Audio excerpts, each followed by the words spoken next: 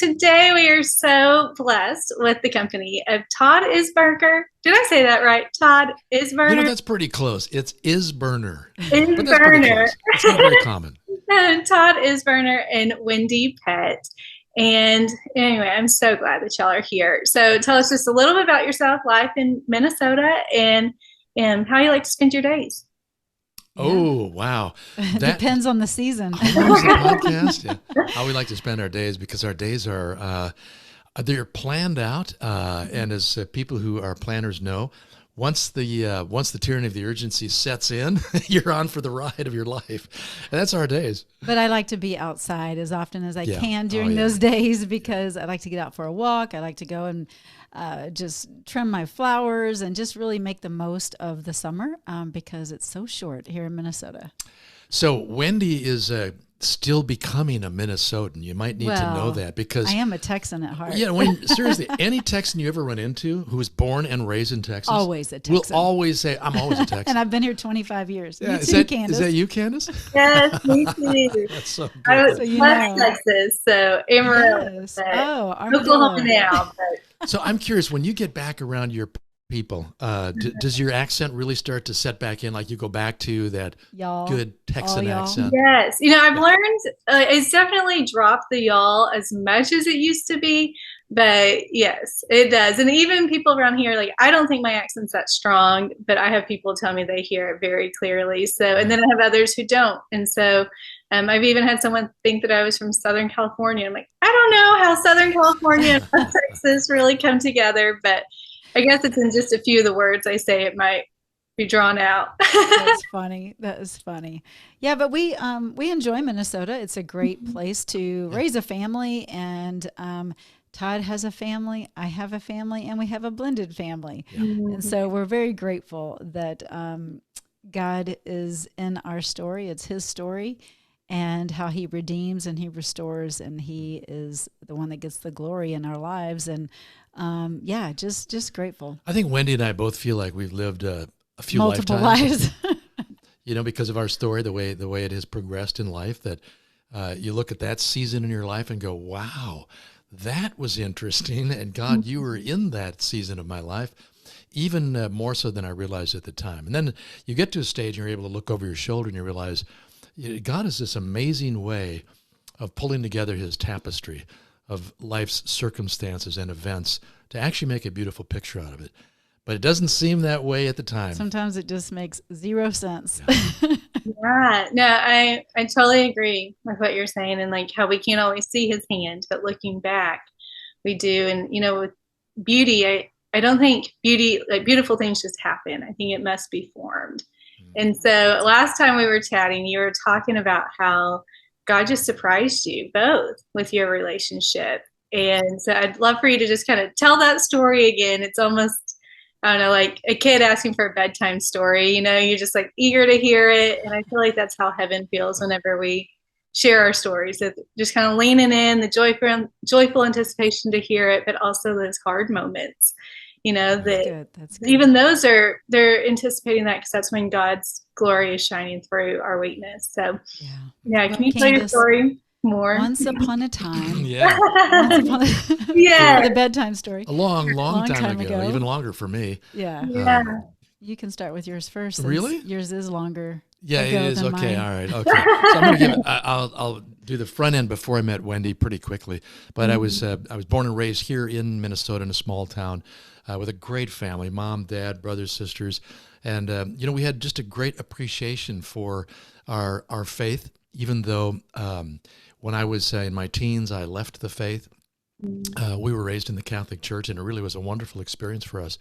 But when I got off track, I really, really got off track, and I messed my life up royally.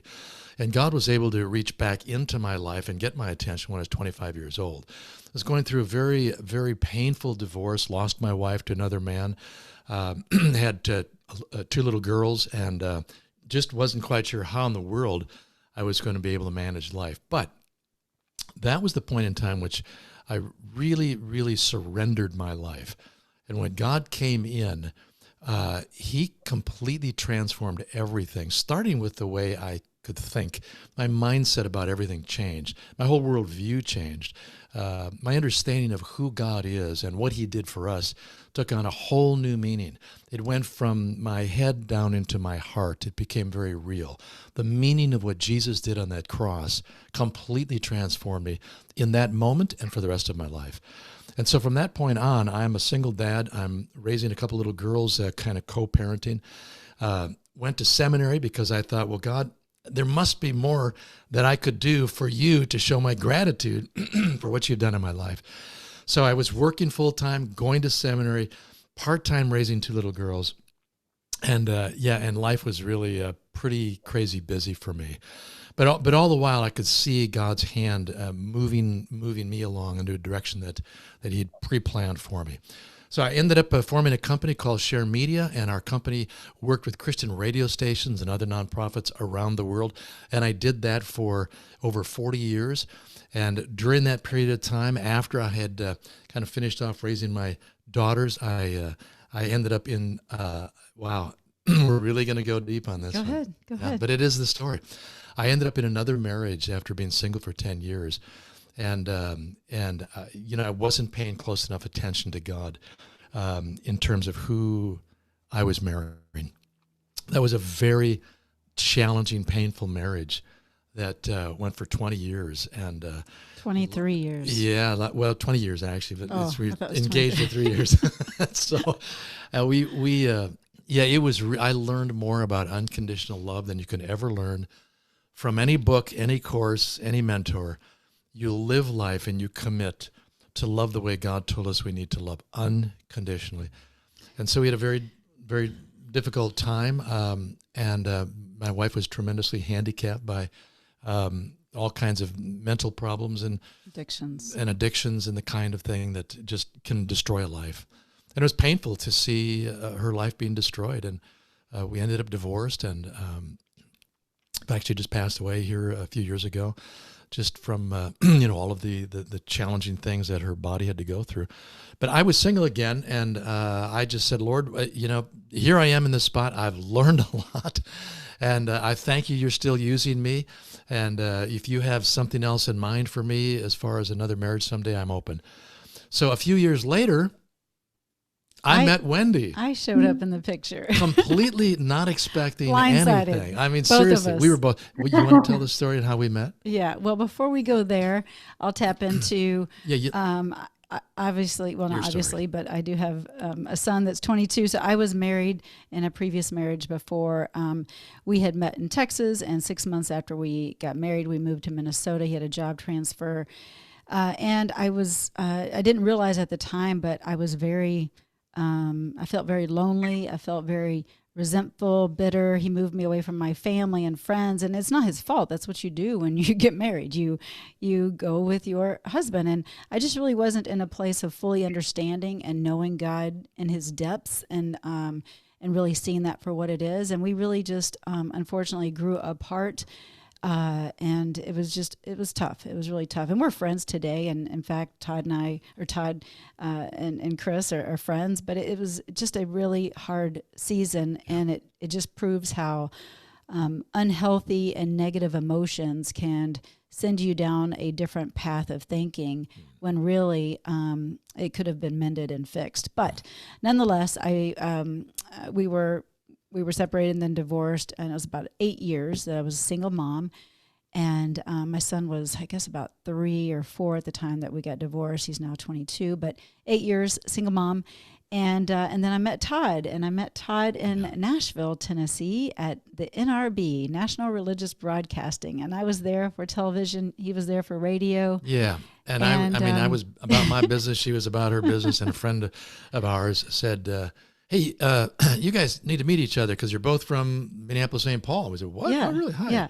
Hey, can I just put a pause button for just a moment? First, I want to find out if Candace has any questions, because we're just going. Yeah, no, it is. It's so interesting to hear your story, and one here just truly how the beauty has been formed over time, and even out of the mess, out of the upheavals, the things that we didn't want to go through, then God's brought you into this beautiful place to share together. And a couple of things that you mentioned, Todd, I heard you talk about like connecting your head and your heart, and how that was a pivotal moment for you. And then a little, thing that then Wendie, you mentioned was the emotions, how those negative emotions can spiral and lead you to this place. And so I guess I'd like to hear, kind of dive into more of that, and then like the breakthrough that you've experienced together, how that's different now, like how you learned from that in those experiences, to where you are now.